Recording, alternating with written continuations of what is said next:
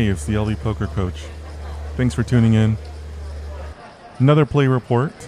This one is for November 18th, which is a Saturday at Parx Casino, playing the 2-5.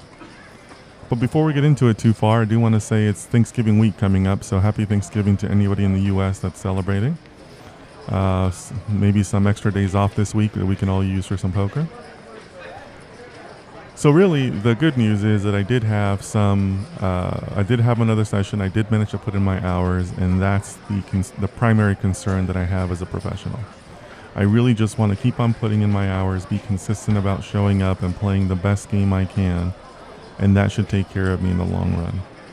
However, I do have to say that there has been a collapse in my chart's progress, and I might have to take some steps back.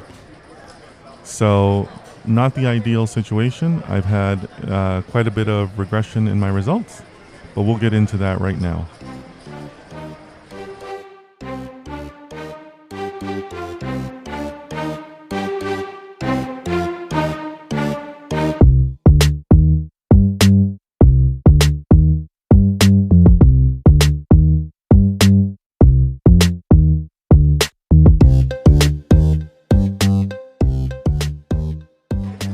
So I take a lot of pride in this being the no bad beats community.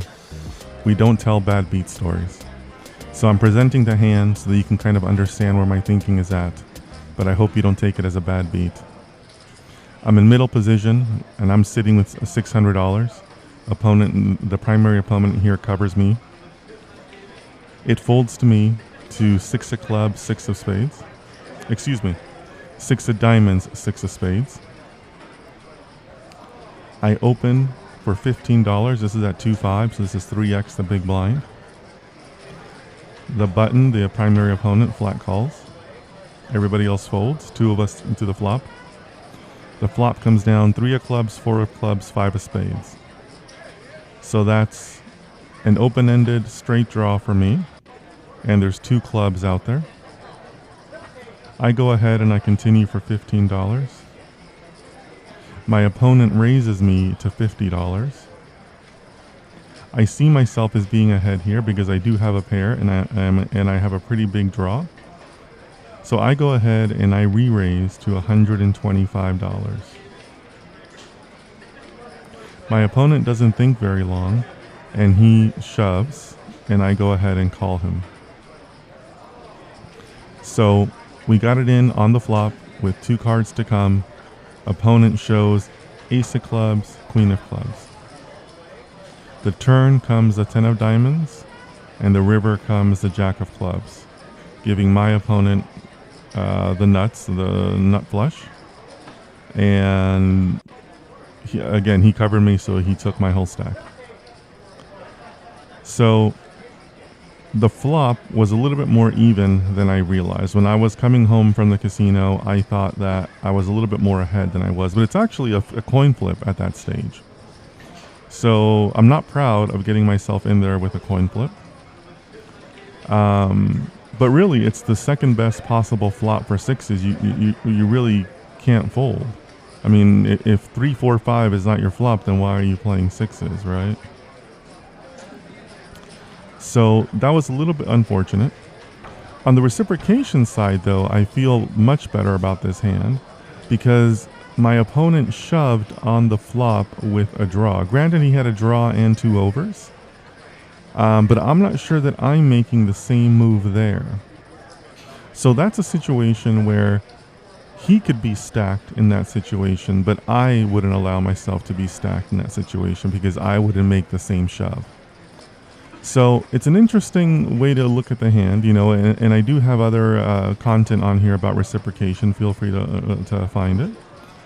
But I'm not making the same moves that he is. It's a little bit of a risky shove to shove that flop because I'm clearly showing strength, right? I was the opener. I can easily have a huge pair there. I could easily have pocket kings or something like that. So yeah, reciprocation wise, I'm not sure I agree with his shove on the flop. So the bottom line is that I am now back to the bankroll that I started with 2 months ago. So all the gains I have made for the past 2 months are now gone. Now, however, keep in mind, I'm just a weekend player. So 2 hours right now for me represents about 44 hours. I think I have like 43 and a half, 44 hours in my records. So it's not the worst possible result in the world, but I am basically back to the same initial bankroll that I seeded myself with for these play sessions that I'm doing. So not great to be even after 44 hours, but it's much better than being bust. So I'm okay with that portion of it. We all have to take steps backward at some point, and we all have to fine tune some things. Now, I'm still fairly confident and fairly happy with the way that I'm playing. There's a couple things I still need to, fine tune. But I think this was, this has been a scenario where for the last 3 sessions, I've taken some tough beats. And I have had negative sessions 3 times in a row. So it is time for me to move back to 1-3 simply because I want to be playing 2-5 with some of the winnings that I get from 1-3. Will I sit in 2-5 again? Sure. And as a matter of fact, I may change my mind the next time I'm there. Maybe I will decide to sit in 2-5 again, even with my initial bankroll. Because again, I think I'm playing well. It's just I've taken some negative variance against some of my hands. So I'm gonna take a step back just to give myself the discipline to be able to say, hey, sometimes you do need to go down a level, because I'm going to need that in the future. Maybe when I move up to 10-10, I won't be ready for 10-10 and I need to go back to 2-5. So this is good practice for me to be able to say, hey, I can move back down in levels, no problem. So I'm going to do that, but it's not necessarily because I'm ready. I'm doing that before my bankroll, not because I'm not ready for 2-5. So I'm looking forward to that. Alright, so I always close with what I did right and what I did wrong. In this session, I did good with my hydration and diet planning. I had a bottle of water before I left. I had a bottle of water in the car ride there because the car ride is over an hour. So I had some water, and then I had my coffee when I was at the table. So did pretty good with that as far as how it dovetails into my keto diet. I have a positive mindset right now about playing 1-3. Yes, it's a little bit of a step back, but I'm not negative or sore about it. And frankly, I'm also proud of myself for being able to get this episode out to you. It's not always easy to talk about losses, but it's for me, for the professional mindset, this is just part of the game. So I'm happy to share it with all of you. I want to be accountable. I could have just as easily said, I'm not going to put out an episode today, but I'm doing it because I want to remain accountable. So I'm proud of myself for still getting this episode out and owning my losses. As far as what I did wrong, I didn't have the greatest focus during the majority of my session.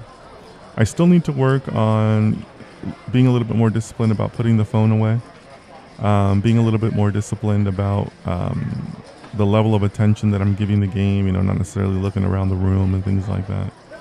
So still need to make some improvements there, but really that's going to be a constant process, right? There is no finish line for a process like that. So the most I can do is just keep on trying and keep on minimizing the effects of that.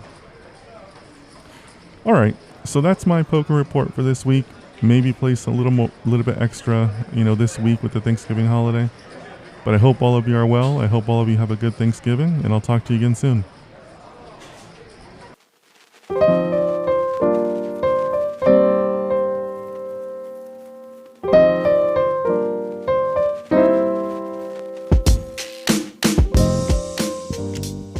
Hey, let's keep the conversation going. You can reach me on all socials at LB Poker Coach, all one word, on Twitter, Instagram, and YouTube.